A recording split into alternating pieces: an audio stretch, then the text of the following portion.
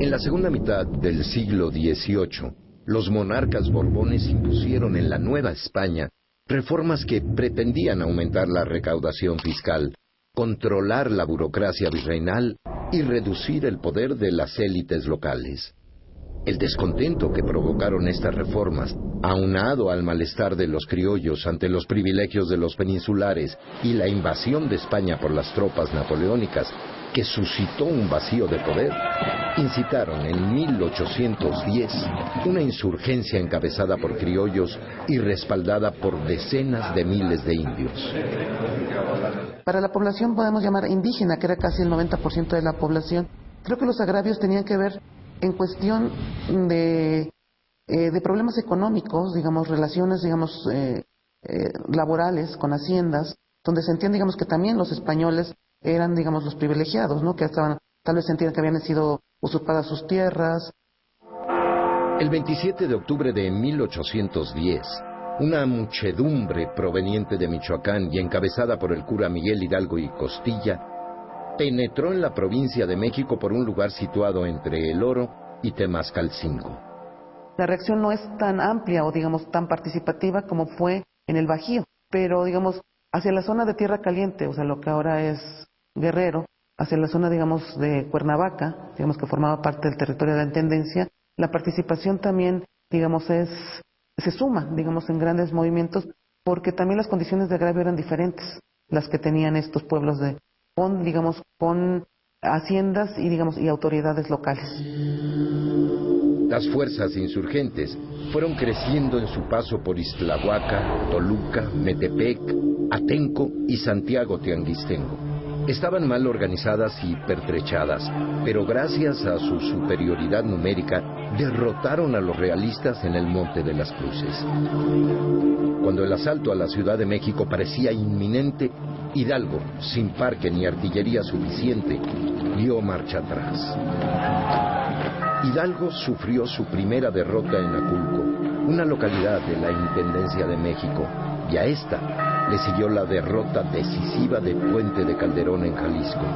Huyó al norte con los otros cabecillas insurgentes, donde fue detenido, juzgado y ejecutado en 1811. El movimiento tomó nuevos bríos, ahora bajo el liderazgo de José María Morelos e Ignacio López Rayón. Ignacio López Rayón concibió en 1812 los elementos constitucionales que prefiguraron la Constitución de Apatzingán de 1814. López Rayón tiene las características de los pensadores del siglo XIX. O sea, es militar, estratega, no nada más en la parte de la guerra, sino en estratega político, es editor, digamos, es un pensador, es un escritor, digamos, de la época. Es el que sienta las bases jurídicas, digamos, del constitucionalismo, digamos, en lo que sería la nación mexicana. En 1815, José María Morelos fue detenido, juzgado y fusilado en San Cristóbal de Catepec. 2 años después, cayó prisionero Ignacio López Rayón. El guerrillero más notable de la última etapa de la insurgencia en la provincia de México fue Pedro Asensio de Alquiciras, quien combatía bajo el mando de Vicente Guerrero. Asensio operaba en 14 cantones y lo mismo hostilizaba a los realistas en las cercanías de Toluca que en Temascaltepec. Murió en un aislado hecho de armas, poco antes de que Iturbide y Guerrero proclamaran la independencia de México. Alquiciras, en el sur de lo que ahora es el Estado de México, digamos, tiene un papel preponderante. O sea, él no hablaba, digamos, en términos de un pensamiento político de crear una nación. Él hablaba de agravios locales, ¿no? Contra el funcionario local, contra, digamos, el hacendado o el ranchero que había, digamos, explotado, digamos, a estos campesinos, a estos indígenas. En diciembre de 1823, consumada la independencia y depuesto el fugaz imperio de Iturbide, el Congreso Nacional declaró al Estado de México como uno de los 19 estados de la nueva República Federal.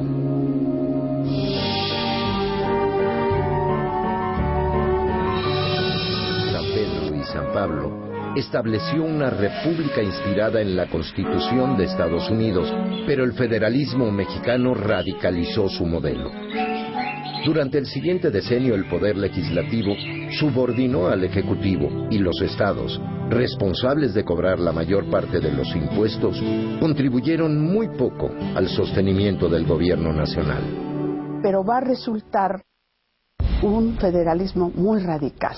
Está inspirado en lo de los Estados Unidos, en la división de poderes y en la concepción de dos soberanías, la de la federación y la de los estados, que en Estados Unidos estaba bien delimitada, pero aquí se expresa no dándole poder fiscal a la federación sobre los habitantes.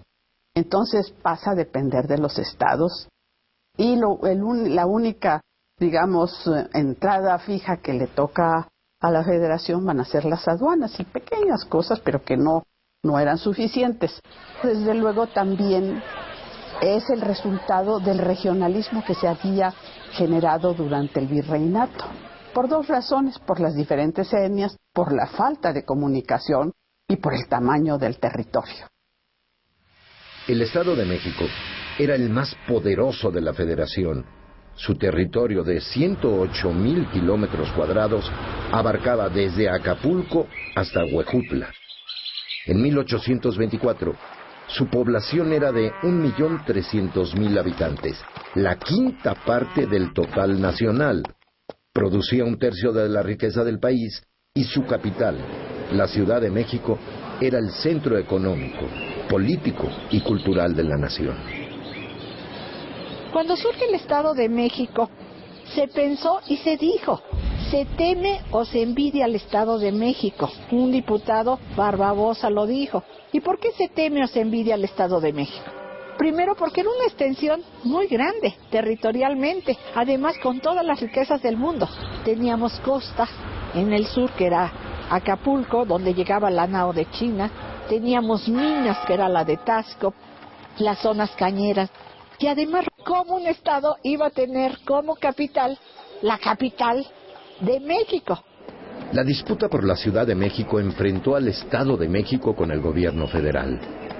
Después de un largo debate, el 30 de octubre de 1824, el Congreso Nacional declaró a la Ciudad de México Distrito Federal. El Estado de México perdió 220 kilómetros cuadrados de territorio y su principal fuente de ingresos tributarios. Muchos favorecían Querétaro para arrebatarle a la Ciudad de México la supremacía que había tenido en el virreinato. Pero al final, pues prácticamente los diputados de fuera pues se dan cuenta que aquí están las instituciones. Hay muchos abogados, hay algunos intelectuales, hay muchos clérigos que saben que aquí están muchas cosas.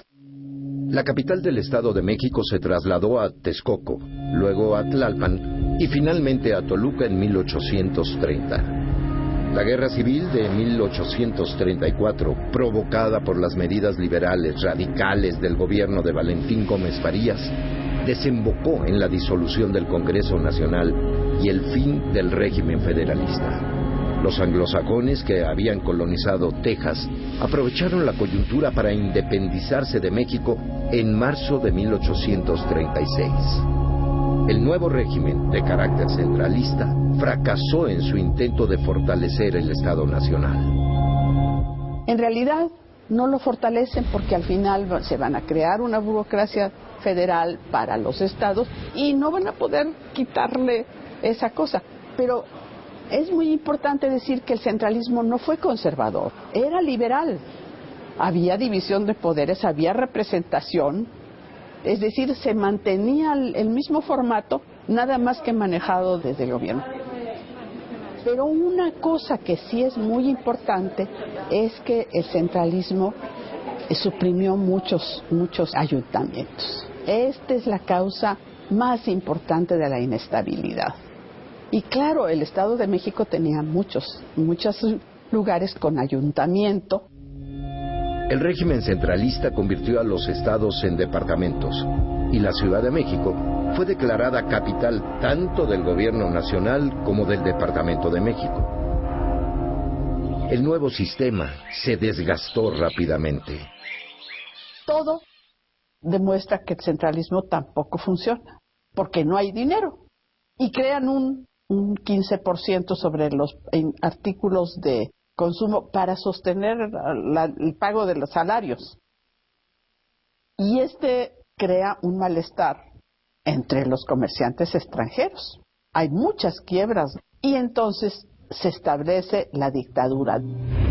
En 1846, después de 11 años de centralismo y cuando ya se había declarado la guerra contra Estados Unidos, la Revolución de la Ciudadela restableció la Constitución de 1824. Los departamentos volvieron a ser estados y el Estado de México recuperó Toluca como su capital. Había nacido la Segunda República Federal, pero la crisis no menguaba. Se restablece el federalismo en medio de una guerra. Esto va a tener un costo muy grande, deja al gobierno nacional sin dinero ante el ejército norteamericano, pero lo más curioso es que los estados piensan en defenderse ellos. En lugar de colaborar a la nación, por ejemplo, el Estado de México le niega las milicias a la Ciudad de México. Francisco Modesto de Olaguíbel, un liberal radical, fue nombrado gobernador del Estado de México en agosto de 1846. Y aunque se resistió a ceder a las exigencias del gobierno federal, combatió a los estadounidenses en Santa Fe y Chapultepec. En su breve paso por el gobierno, Olaguíbel alentó la autonomía municipal y reformó la hacienda pública. Olaguíbel creía mucho en la soberanía del Estado, la independencia del Estado. Era un patriota, pero entendía a su modo cómo debía de entenderse con el gobierno del centro. Entonces, como que Olaguíbel decide librar su guerra, muy particular. Tenía grandes ideas, un sentido muy importante de la función social del gobierno. Y en estos dos ámbitos educativos y fiscales, pues sí se señaló él, se distinguió por las medidas que implantó. La derrota ante Estados Unidos representó para México la pérdida de la mitad de su territorio. A mediados del siglo XIX, el país, abatido por el desorden y la pobreza, sufría una creciente discordia política.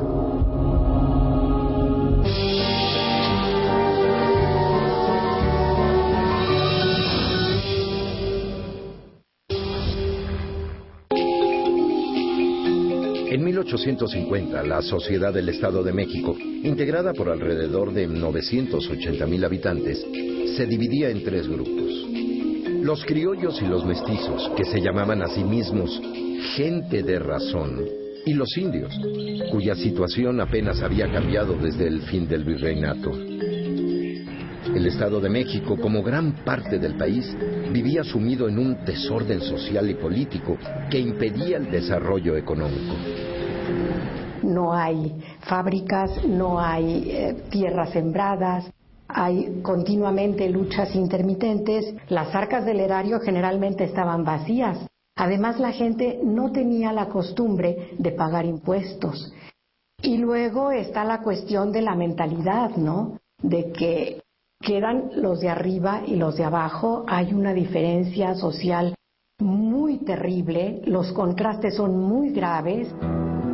La búsqueda de un nuevo orden político mantenía dividido al país y la situación de las finanzas públicas orillaba a la bancarrota. En esas difíciles circunstancias se produjo un decisivo cambio generacional.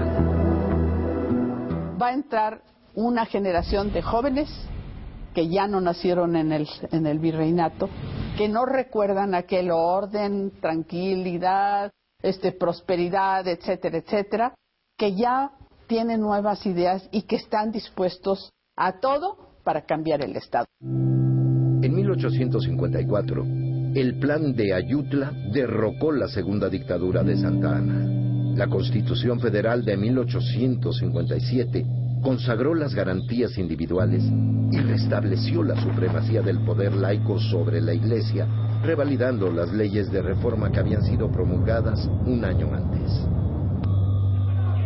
Las pugnas entre liberales y conservadores desembocaron en la guerra de reforma que asolaría al país entre 1858 y 1860. Pienso yo que los liberales, o los que las hicieron, pues tenían la mejor de las intenciones, ¿sí?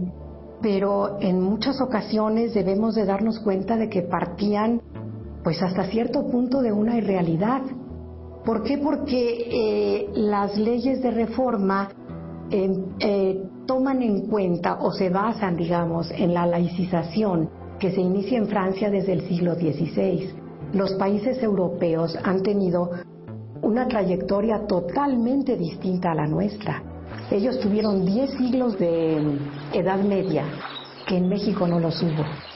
Entonces, cuando aquí se trata de instaurar estas leyes que van en contra de la Iglesia, hay que pensar que los mexicanos de esa época, los que vivían en este país en esos momentos, pues tenían una ascendencia indígena, prehispánica, en donde la religión era algo muy importante. Durante la mayor parte de la Guerra de Reforma, el Estado de México estuvo en manos de los conservadores. En la segunda mitad de 1860, sin embargo, Toluca fue alternadamente ocupada por liberales y conservadores, hasta la victoria del liberal Jesús González Ortega sobre Miguel Miramón, en Calpulalpan, población del Estado de México, a fines del mismo año. No obstante, las guerrillas conservadoras siguieron combatiendo al ejército liberal. Hay registros documentales de los asaltos a poblaciones, ya sea por guerrillas conservadoras o partidas de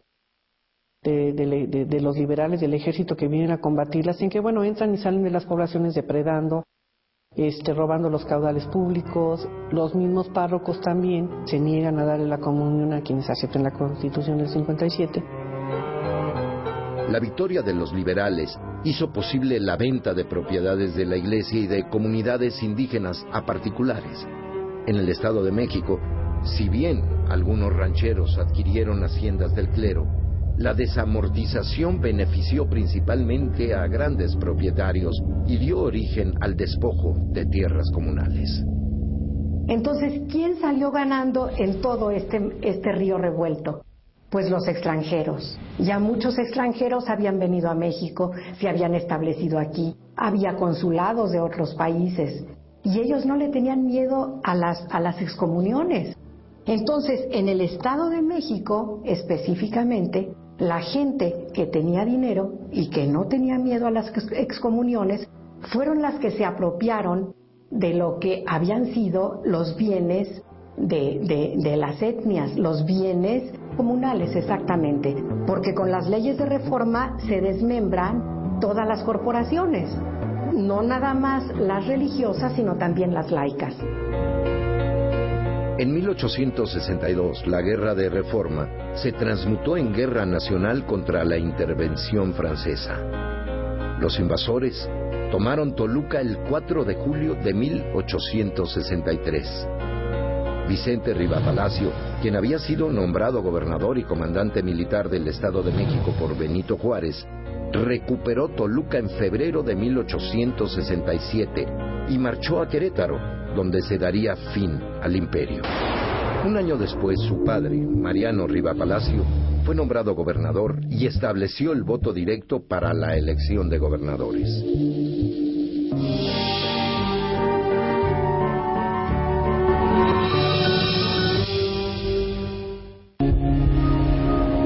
El régimen federalista establecido por la Constitución de 1824 había concedido autonomía fiscal y financiera a los estados. A diferencia de lo que sucede en la actualidad, en el siglo XIX los estados recaudaban la mayor parte de los impuestos y destinaban una fracción al gobierno federal. En aquel entonces había una cosa llamada la contribución federal, que representaba una parte proporcional de todo lo que los estados y los municipios recaudaban y que luego se dirigía hacia la federación. Es decir, los estados contribuían a los ingresos federales. Sin embargo, la independencia política no significó una gran novedad en lo fiscal, porque esencialmente la estructura fiscal de los estados recayó en gran medida en las formas impositivas, es decir, en los impuestos, en los mecanismos de recaudación que ya existían en la época colonial. El Estado de México perdió la mitad de sus ingresos cuando le traspasó al gobierno nacional los impuestos recaudados en la aduana de la Ciudad de México.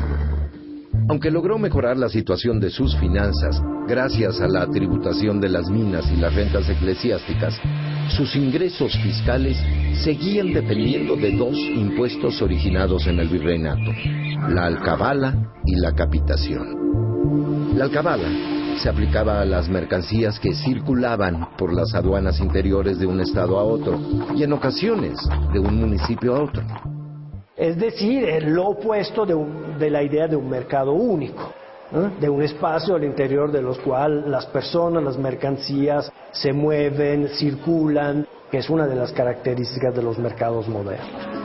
La capitación, que en la época colonial recaía de modo exclusivo en la población indígena, se transformó en el México independiente en un impuesto aplicado a todas las cabezas de familia.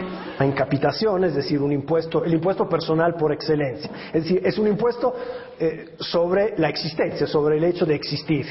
Y que entonces, pese a que tenía cuotas relativamente bajas, tenía también un efecto o características regresiva, porque se aplicaba esencialmente a las clases populares, a los jornaleros del campo, y no gravaba ingresos o utilidades, un rédito medible, sino gravaba el hecho de estar presente, digamos, físicamente.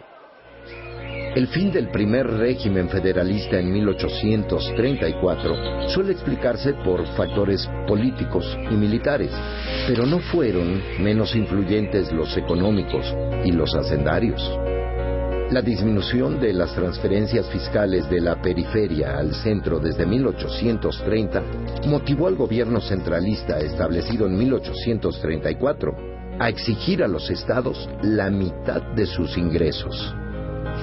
Pero el desorden político, las guerras internas y externas y la resistencia de los estados a cooperar con la federación tornaron inviable el proyecto centralista. Los vaivenes y el grado muy acentuado de inestabilidad política interfieren con una actividad que en cambio necesita de la mayor regularidad y sistematización, como es la definición y el cobro de impuestos, la administración de lo que se recauda y se gasta, su contabilización exacta, en fin, todo un tipo de procedimientos que sí requieren, en cambio, estabilidad administrativa. En 1848, el gobernador Francisco Modesto de Olaguíbel, aconsejado por su ministro de Hacienda, Ignacio Ramírez el Nigromante, emprendió una ambiciosa reforma fiscal. Reemplazó las alcabalas por contribuciones directas sobre fincas rústicas y urbanas, producción de azúcar y aguardiente y otros negocios, aunque conservó la capitación. El gobernador Olaguíbel traza un proyecto de reforma fiscal muy visionario que trata de romper con la herencia colonial en lo fiscal. Y esencialmente lo hace tratando de sustituir ese pernicioso impuesto de las alcabalas, de esas aduanas internas que fragmentan el suelo fiscal, que afectan de manera importante el intercambio y el comercio, y lo hace tratando entonces de mover el acento de la estructura fiscal sobre los impuestos directos, localizar fuentes directas de producción de la riqueza, tratando de gravar sueldos y salarios, la propiedad rústica, y entonces eliminar toda esa estructura, ese aparato de raigambre colonial que era el de las alcabalas. Entonces, una reforma muy importante en las intenciones, en el proyecto que la sustenta, pero es una reforma de vida breve, de vida corta, relativamente efímera, porque para 1852, otra vez, al son de los grandes vaivenes que se dan en la República Mexicana y otra vez con el regreso de una tendencia centralista, esa reforma se cancela. Entre 1858 y 1861, durante la Guerra de Reforma, liberales y conservadores se apoderaron de los recursos fiscales disponibles en los territorios que ocupaban, pero como era difícil recaudar impuestos, los comandantes militares recurrieron a préstamos forzosos. La situación apenas cambió con el triunfo de los liberales en 1861, pues pronto sobrevino la invasión francesa.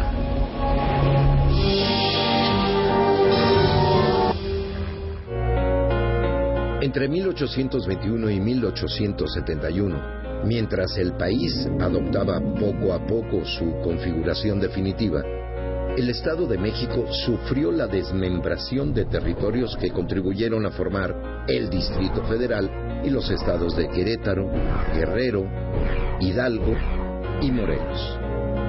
En medio siglo, el Estado de México perdió 86,000 kilómetros cuadrados de los 108,000 que poseía originalmente.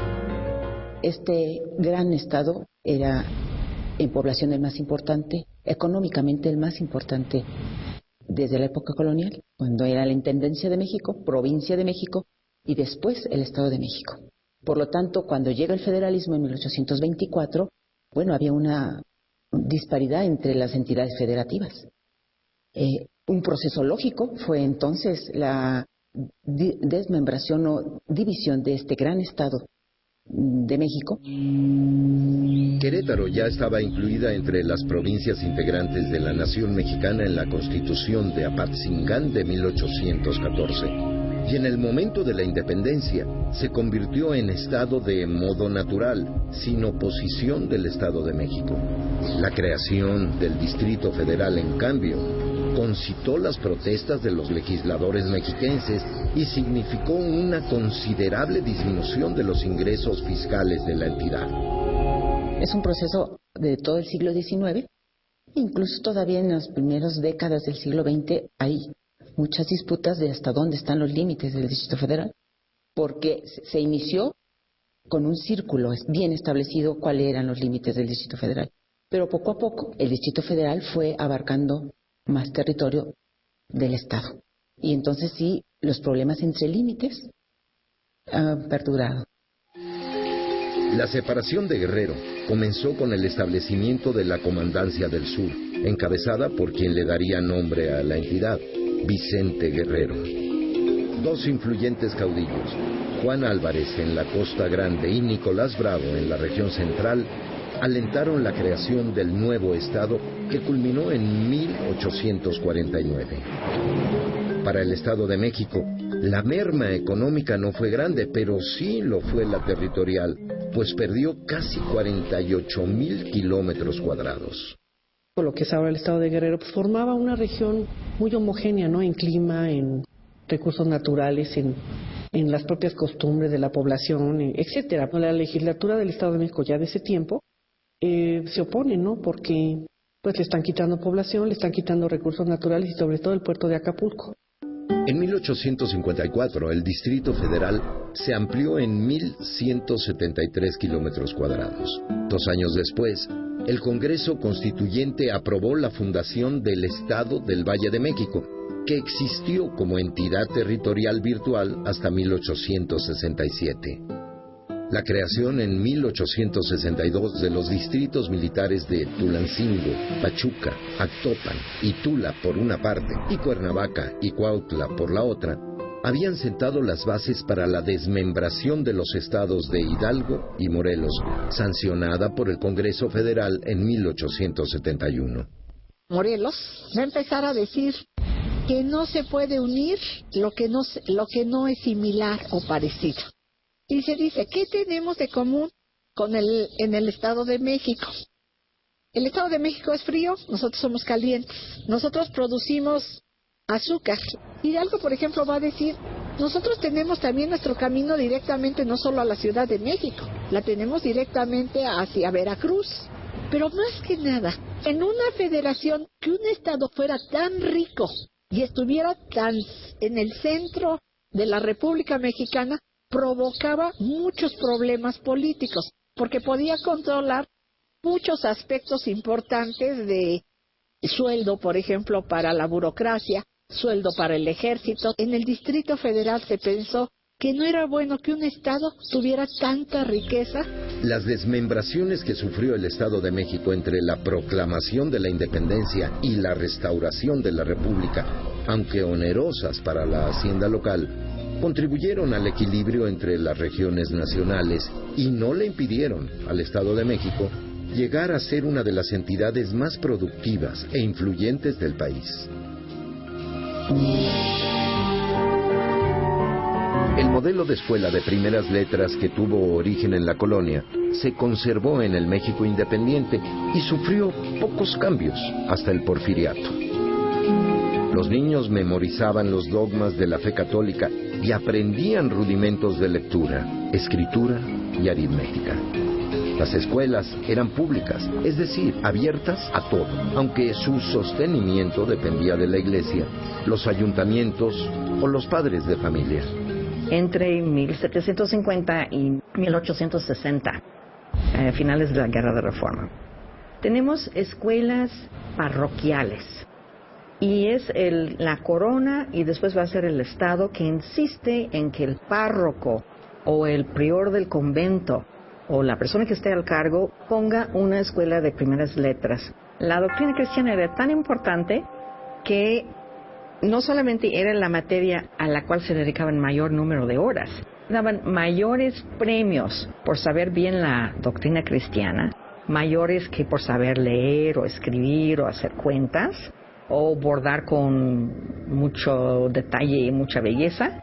En enero de 1834, la legislatura del Estado de México aprobó la Ley Orgánica de Instrucción Pública, cuyas ambiciosas metas eran incompatibles con la precariedad de los recursos humanos y materiales disponibles. En la escuela supuestamente va a llevar a los niños, la nueva generación, a sentir esta lealtad hacia el Estado. ¿Cómo le van a hacer si no tienen recursos y si no hay una base impositiva que obliga a la gente a pagar algo para que haya escuelas? El siglo XIX es el gran siglo de los proyectos, pero no llevan a nada porque no hay con qué hacerlos. Entonces avanzan y retroceden y avanzan y retroceden y es un proceso muy penoso hasta llegar al Porfiriato, cuando sigue siendo penoso pero ya no tanto. La desigualdad imperaba en el campo de la educación. En 1848, Toluca disponía de 5 escuelas de primeras letras, pero muchos pueblos no contaban siquiera. En tanto que pocas escuelas podían garantizar una enseñanza efectiva, en la capital del Estado de México se difundía el avanzado sistema lancasteriano. Es sencillamente un sistema mediante el cual no solamente aprenden a leer y escribir en un mismo tiempo, sino simultáneo en el sentido de que en una mañana, en un mismo espacio escolar, aprenden ambas cosas. Y tienen un maestro y monitores, que de hecho son los que hacen la talacha, ¿verdad? Los monitores tienen grupos de 9, 10 niños y están al frente de cada uno de esos grupos un monitor que les está ayudando con la lección. Y la otra gran novedad de este sistema, novedad entre comillas, es el hecho de que no van por grados y no van por edades, van por conocimiento. Como las escuelas de primeras letras, los institutos literarios nacidos después de la independencia tenían como antecedente la educación impartida por los seminarios católicos. El Instituto Literario del Estado de México se fundó en Tlalpan, en septiembre de 1827. La enseñanza profesional se reducía al derecho canónico. En 1830, el instituto se trasladó a Toluca y 3 años después ya formaba bachilleres en Derecho y en Ciencias y Letras. En vez de pensar en el currículum clásico, que es lo que se tiene en un seminario, México ya necesita con la independencia abogados. Cada estado tenía que hacer su propia constitución. Tenían que hacer sus propias leyes y decretos, y bandos y circulares. Tenía que haber abogados en los juzgados. Los jueces de paz en esa época a veces no sabían ni leer ni escribir. Entonces, con planes muy ambiciosos se abren estos institutos, toman el nombre de instituto y literario. Instituto porque quieren algo que no tenga ninguna connotación ya ni oscurantista, ni medieval, ni antigua, y que sí tiene un poco de radicalismo y literario en el sentido más amplio, más clásico del término, que engloba a todo el conocimiento. La Ley Educativa de 1834 le imprimió al Instituto Literario un carácter universitario que, sin embargo, no llegó a materializarse. En los hechos, el instituto tenía pocas materias y alumnos y resentía los frecuentes cambios de dirección y profesorado.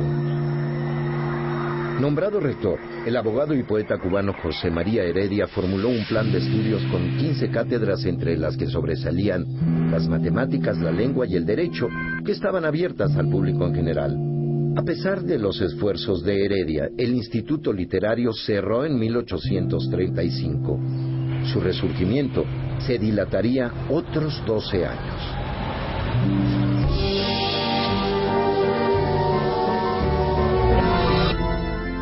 Si el barroco fue el estilo arquitectónico dominante en el siglo XVIII, en el XIX floreció el neoclasicismo. En el México independiente, el neoclasicismo, símbolo de la modernidad anhelada, se plasmaría en la arquitectura religiosa y civil. Tenemos un nuevo clasicismo, un neoclasicismo, ¿sí? Y entonces toda esta originalidad del barroco no es que desaparezca, ¿no? Esto queda allí.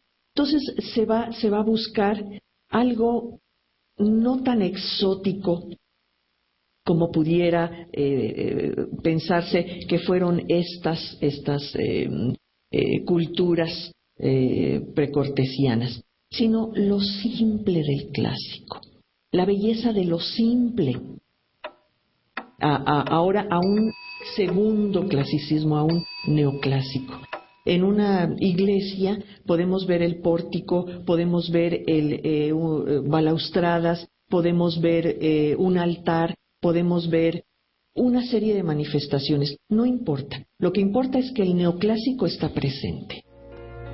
Nacido en 1818 en San Miguel el Grande, Guanajuato, Ignacio Ramírez formó parte de la talentosa generación liberal que tomó las riendas del país en la segunda mitad del siglo XIX.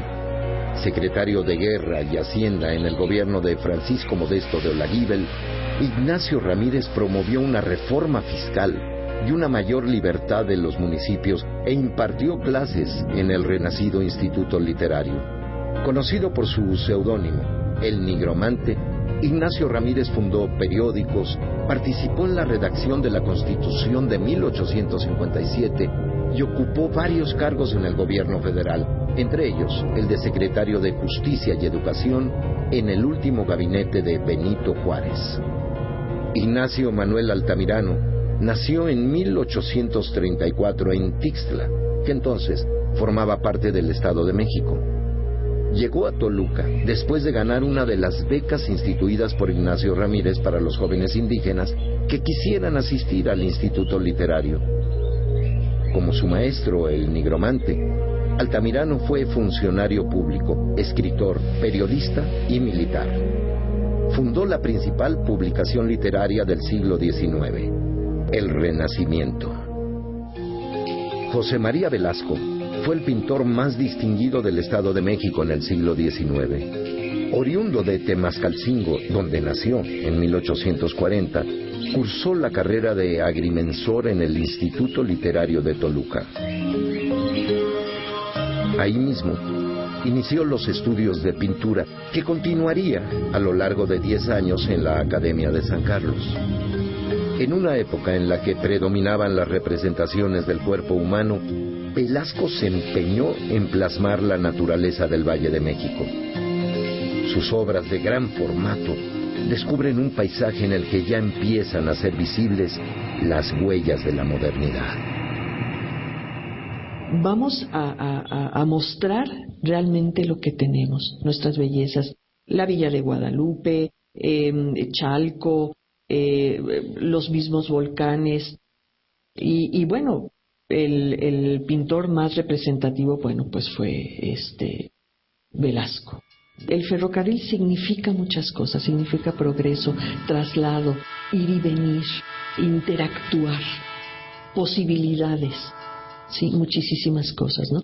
Que se van ahí a ver manifiestas, no es nada más, bueno, pues pajaritos y arbolitos y cosas de este tipo, ¿no? Es ver adentro de la pintura. ¿Qué le pasaba por la cabeza al pintor? ¿Cómo veía él su país?